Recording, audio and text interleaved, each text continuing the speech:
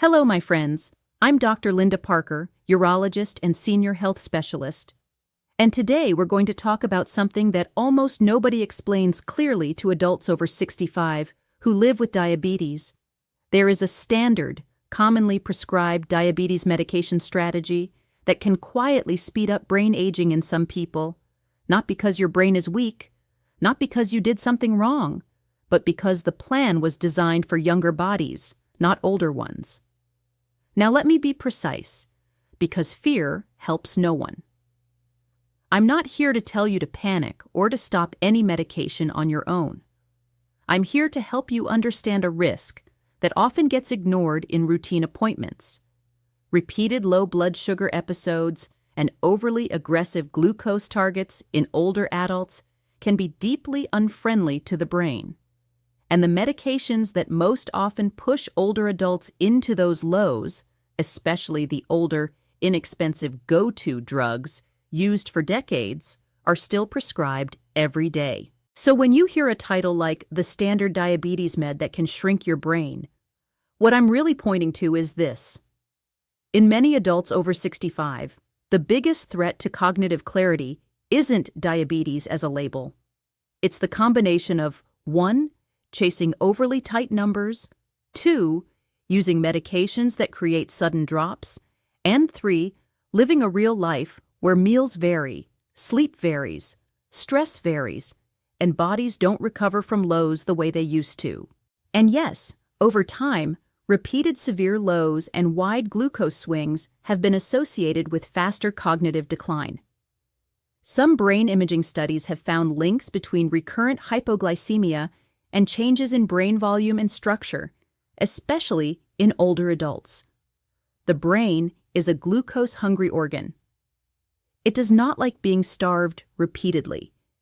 If you've ever had a low and felt confusion, sweating, shakiness, irritability, a blank mind, or that terrifying sense that you're not fully yourself, you already know the feeling I'm talking about.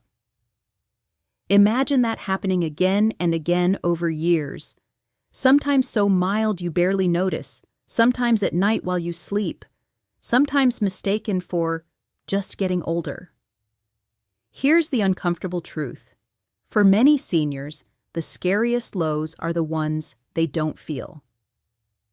Let's talk about the standard medication plan that creates this risk most often. In older adults, 2 medication families stand out for causing hypoglycemia: insulin and a class of pills called sulfonylurias. The sulfonylurias are the classic older diabetes pills. Many people were started on years ago because they were effective and affordable. Names vary by country, but common ones include glipizide, glyburide, also called glibenclamide in many places, and glimepiride. They work by pushing the pancreas to release more insulin, whether your body needs it at that moment or not. And that whether or not is the problem. Because life is not a laboratory. You skip breakfast because you're rushing. You eat less because your appetite is lower. You have a stomach bug. You walk more than usual. You drink alcohol at a family event. You sleep poorly. You take a new blood pressure pill that changes how you feel. You lose a bit of weight without trying. Your kidney function shifts with age. And suddenly the same dose that worked fine becomes too strong. This is why I call it a senior trap. The medication doesn't adapt to your day, but your day changes constantly. Now, why does this matter specifically for the brain after 65? Because the brain's resilience changes with age. Think of the brain like an expensive, high-performance engine. It can run beautifully for decades, but it needs stable fuel. When blood sugar drops too low, the brain doesn't have the energy it needs. In younger adults, the body often corrects the low faster, and the warning signals are louder. In older adults, warning signals can be muted, recovery can be slower, and the consequences can be bigger. Also, low blood sugar doesn't just cause a moment. It can trigger a cascade. Stress hormones surge, the heart rate changes, blood pressure can swing, balance can worsen, and inflammation can rise. That's why severe hypoglycemia is linked with falls, fractures, emergency visits, heart rhythm problems, and, most relevant today, cognitive events that can look like mini strokes, confusion episodes, or sudden declines that families describe as, "he was never the same after that." If you're thinking, "But my doctor said I need my A1C as low as possible," let me offer a gentler and more accurate frame for older adults. Your goal is not the best number. Your goal is the best life. In many seniors, especially those with other conditions, the safest plan is one that reduces spikes but also avoids lows. That often means slightly more relaxed targets, fewer medications that force insulin release, and more emphasis on stable daily habits that support the body's natural rhythm. So how do you know if you might be in the risk zone? Listen for these clues. If any of these sound familiar, this conversation is for you. You feel off late morning or late afternoon, and you fix it with a snack without knowing why. You wake up at night sweating, anxious with a racing heart, or from vivid dreams. You feel unusually irritable or suddenly sad for no clear reason. You have moments of brain fog that come and go. You've had unexplained falls, near falls, or a sense of weakness that seems random. You've had episodes where you feel shaky, hungry, dizzy, or confused, especially if it happens when meals are delayed. And here is a big one many people miss. If your A1C looks amazing but you feel worse, that's not a victory. That can be a warning. Because A1C is an average. An average can hide dangerous swings. You can have highs and lows that average out to a pretty number. Your brain doesn't live in averages. Your brain lives in moments.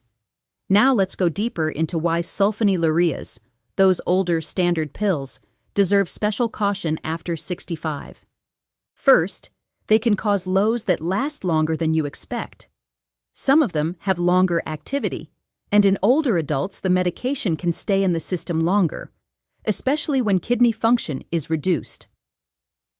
That increases the risk of prolonged hypoglycemia, which is especially dangerous because it can happen at night when you're not checking glucose and not eating.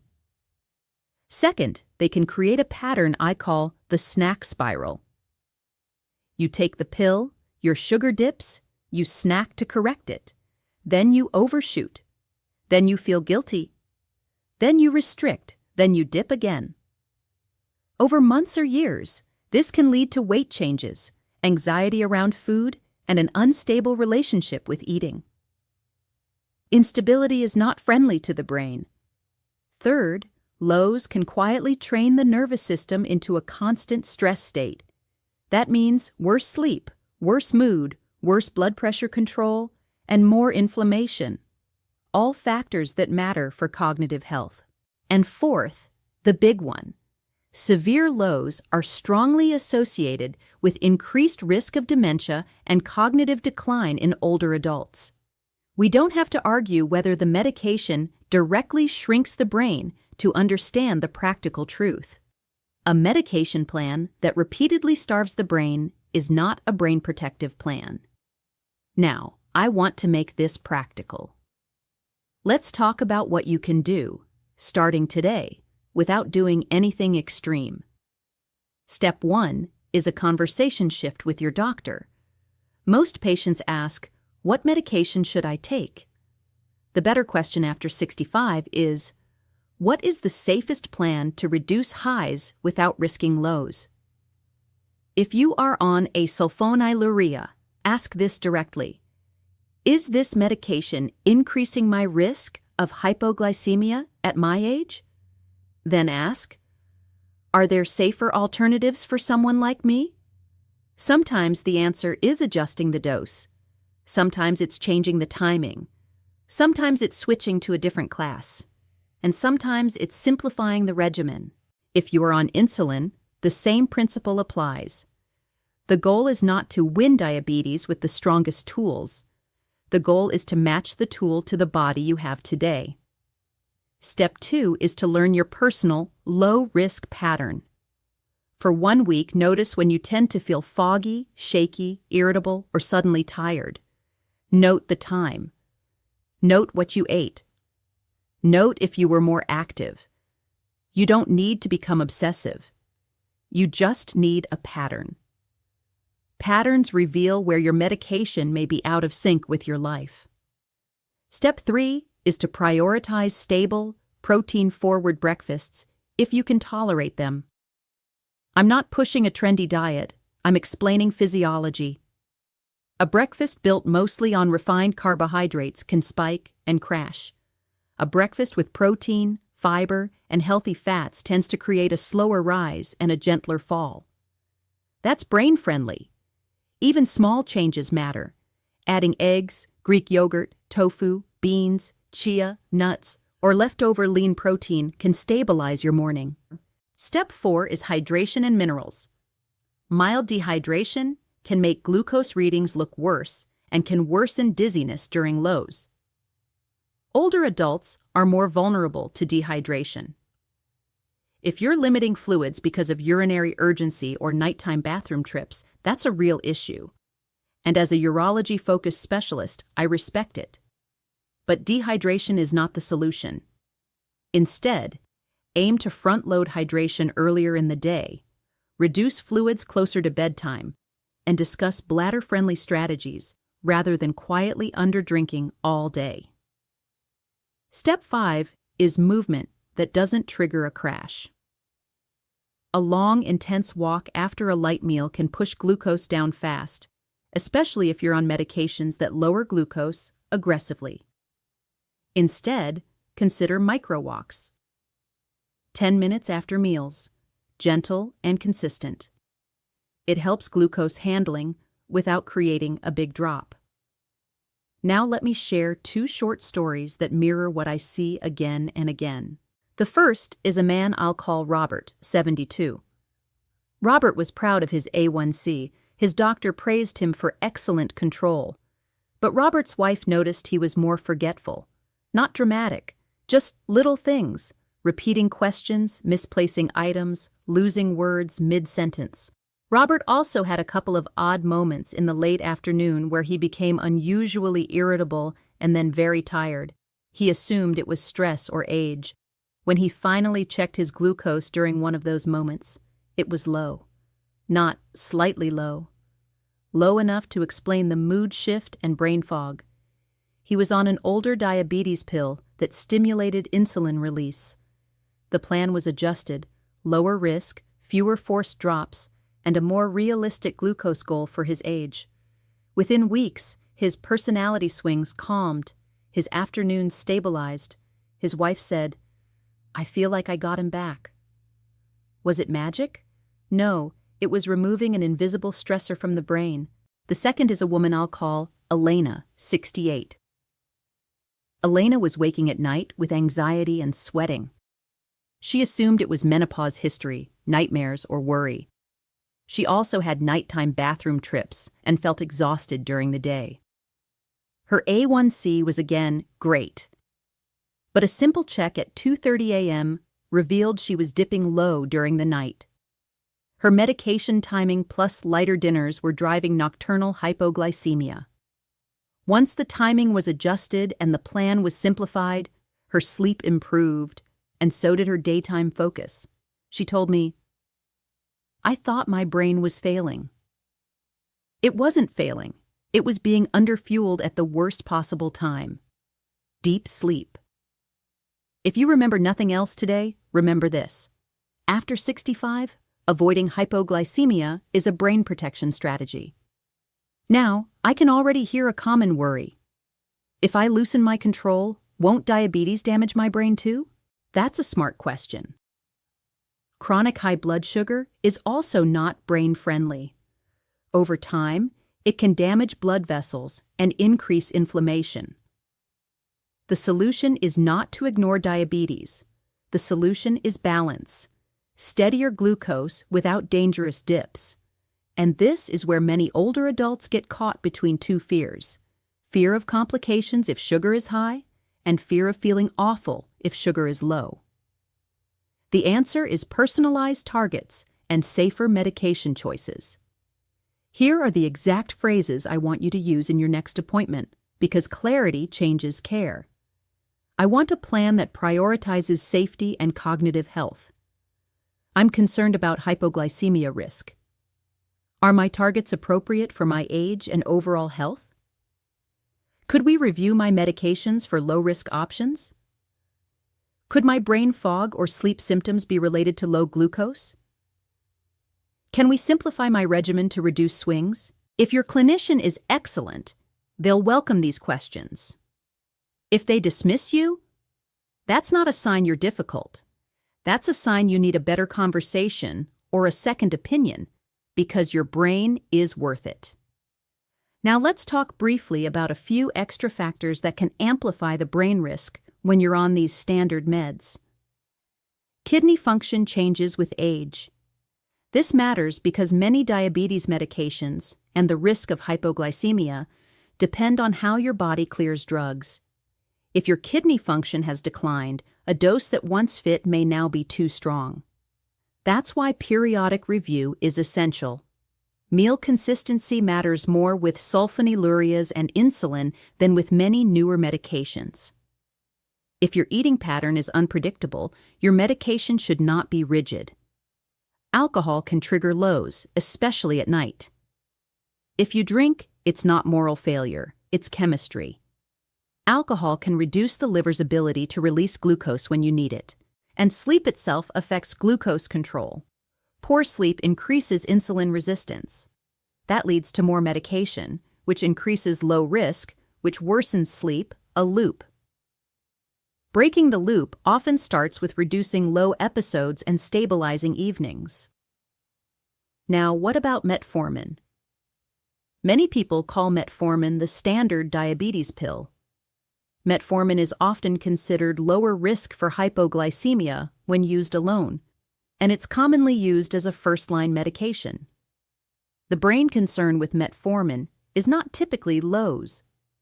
The more practical issue for older adults is nutrient absorption, especially vitamin B12, which is important for nerve and cognitive health.